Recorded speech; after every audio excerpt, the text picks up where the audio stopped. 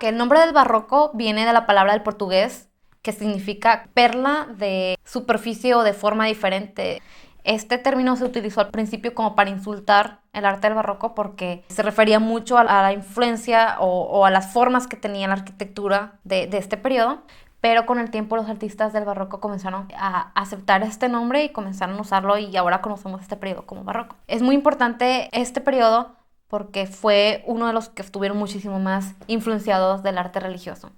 Cuando estábamos hablando del Renacimiento, terminamos casi en el momento en que empezó el movimiento protestante, cuando se levantaron diferentes personas para protestar contra lo que la Iglesia Católica enseñaba, y de ahí surgieron todas las religiones o las denominaciones cristianas que se llaman protestantes, que estaban protestando contra la Iglesia Católica y contra las creencias. Entonces, este fue justamente un poco antes de que empezara el periodo del barroco. Pero entonces durante el periodo del barroco surgió lo que se llama la Contrarreforma, que fue prácticamente la Iglesia Católica dio su respuesta a esta gente que protestaba. Entonces, el arte de este periodo, del periodo barroco, como que soporta mucho, apoya mucho este movimiento de Contrarreforma católico.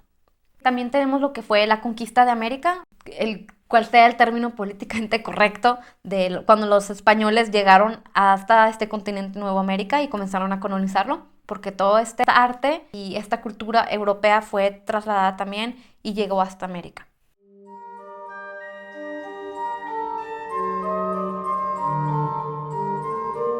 El arte del barroco tiene la intención de apelar a las emociones de la gente, o sea, quiere buscar una reacción muy fuerte, quiere inspirar a la gente. También uno de los objetivos del arte barroco era que la gente pudiera experimentar la religión como una experiencia individual. Querían que fuera una cosa muy personal y muy individual. Entonces esta era la filosofía del arte de este periodo del barroco.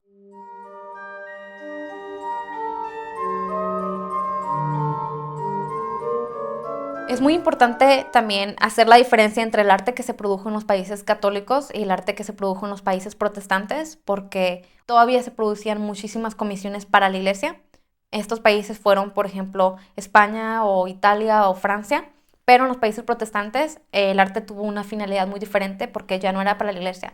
Esto era en los países de la región del arte flamenco. Por ejemplo, en Italia surgió lo que se llama el claroscuro, que fue una técnica que alzaba mucho el contraste entre los colores oscuros y los colores claros. Por ejemplo, tenemos obras que se ven súper impactantes porque el efecto de la luz es muy claro donde es lo que tú tienes que enfocar. Es decir, hay muchas cosas oscuras, muy pocas cosas claras. Entonces tú obviamente miras primero a las cosas que están claras.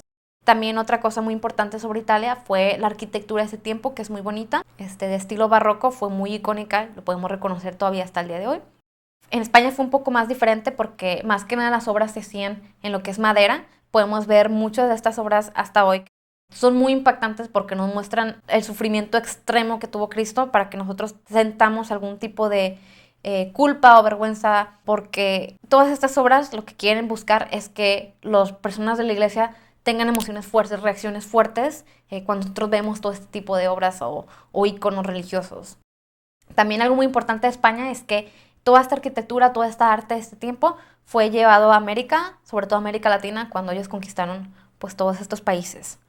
En los países protestantes tenemos el arte flamenco, que es más que nada países del norte de Europa, donde ellos se enfocaban muchísimo en los detalles.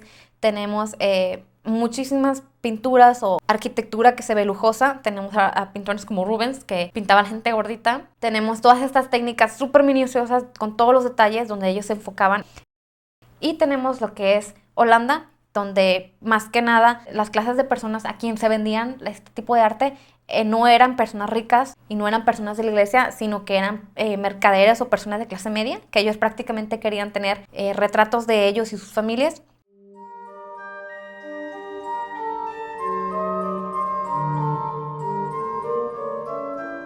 Primeramente tenemos a Caravaggio, que fue la persona que inició con este movimiento barroco. Él se caracterizó por tener obras muy dramáticas y por tener una técnica de claroscuro muy contrastante, muy fuerte. Las ilusiones de luz son muy bonitas.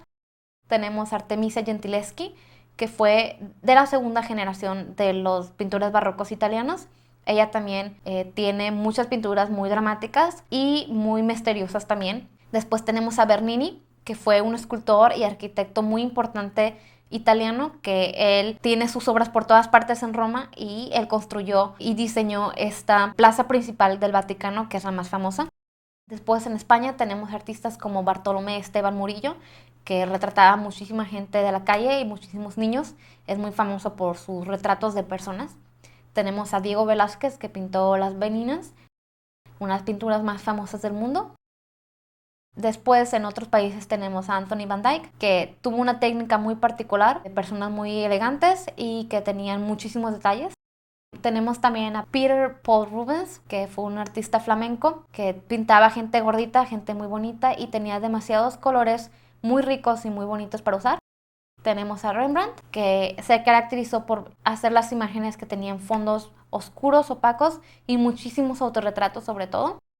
Judith Leister, que fue una artista muy importante de su tiempo, ya que hacía retratos muy bonitos de gente muy famosa.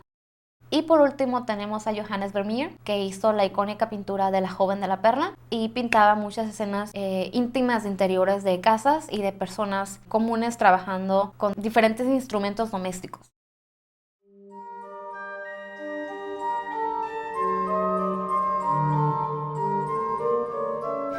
¿Cómo reconocer el periodo del barroco? Cuando las personas tienen reacciones en sus caras muy extremas, emociones muy fuertes, por ejemplo, muy enojados o muy felices o muy tristes, se ve toda esta dinamismo y expresión en las caras de la gente. También tenemos lo que son escenas muy íntimas. Se puede ver el interior de la casa con alguna familia o a veces personas haciendo sus labores manuales que tú no ves en público. Y a veces, aunque son obras que suceden en público, tú puedes ver que cada uno está teniendo una reacción personal. A lo mejor diferentes personas en un mismo cuadro están mirando a diferentes lugares porque tienen una experiencia individual y tienen reacciones diferentes que todas las personas alrededor de ellos. También las ilusiones de luz durante este periodo son maravillosas. Tenemos lo que es el claroscuro, pero también tenemos diferentes maneras de seleccionar las áreas que están iluminadas para que tu ojo llegue directamente a esa parte de la pintura y sea la primera parte en la que tú te enfocas. Entonces, es una manera de decir al espectador qué es lo que debes mirar primero, qué es lo que debes mirar después, qué es lo que tienes que mirar por más tiempo, porque está iluminada de acuerdo al orden en que tú necesitas mirar esa pintura. Otra característica de este movimiento barroco es el dinamismo. Significa que las poses que tienen las personas son cosas que no pueden durar por mucho tiempo, que tú sabes que se captura un momento específico en el tiempo y que son muy dinámicas, que no están centradas como en el periodo del Renacimiento, sino que se ve muchísimo más vida, que tienen mucho más naturalidad y muchísima más intimidad en ese momento específico. En el arte del barroco tenemos muchísimas líneas diagonales que van por todas partes. Tú puedes ver una composición y puedes seguir ya sea con los cuerpos, con las figuras que hay, con todo, que todo sigue, o sea, todo esto está apuntando como que una línea de aquí para allá, lleva tu ojo a diferentes lugares, ¿no? Y luego tenemos los bodegones, las pinturas de comida o de naturaleza muerta que ponían en mesas. Ya lo vemos en los videos, ¿no? Es de que tú lo dejas ahí porque era una manera de tú demostrar tu estatus, como que mira, tengo un frego de dinero, no me importa que se echen a perder estas frutas mientras alguien la está pintando. Luego tenemos tenebrismo, que se llama los fondos oscuros. O sea, muchas veces tenemos un retrato de alguien y se ve que todo el fondo no es necesariamente negro, pero está como que bien oscuro, pero eso te hace como que tú te concentres en la cara de la persona o te concentras en, digamos, en el subject, en la esencia de la pintura en vez de que estés tratando de ver el fondo.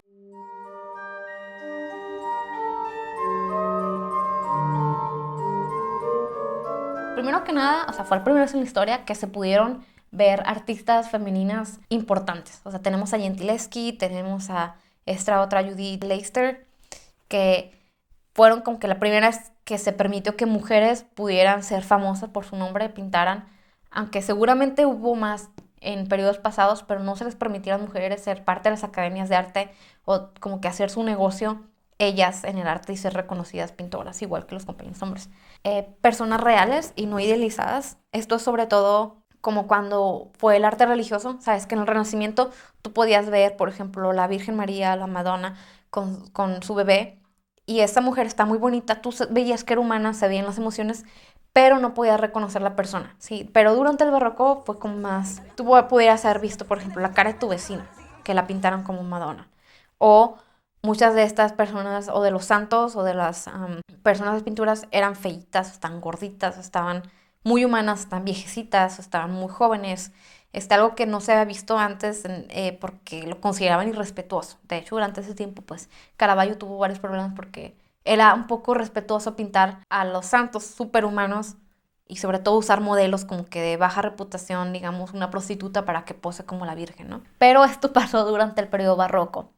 Una aportación de este periodo también fue que por primera vez en la historia, después, desde los romanos, que la gente pudo estudiar la anatomía del cuerpo humano libremente, porque la Iglesia Católica desde la Edad Media, durante el Renacimiento estuvo como muy en contra de la disección de cuerpos, pero durante este tiempo en los países protestantes la gente ya no tenía, digamos, ese control, sintieron muy libres de que ellos pudieran hacer sus propios estudios de anatomía, los artistas, los científicos, los doctores, la medicina en ese tiempo pues también pudo tener esa facilidad. Durante este periodo también la Iglesia en muchos países dejó de ser como que el patrón oficial del arte, o sea, mucha gente comenzó a hacer arte, digamos, secular para las familias de mercaderos o familias que no son ricas, o familias que son de clase media. Y la última aportación fue que todo este arte del periodo barroco fue traído hacia América. Entonces, mucho del arte colonial que tenemos en este tiempo aquí pues en América Latina, sobre todo, es de estilo barroco.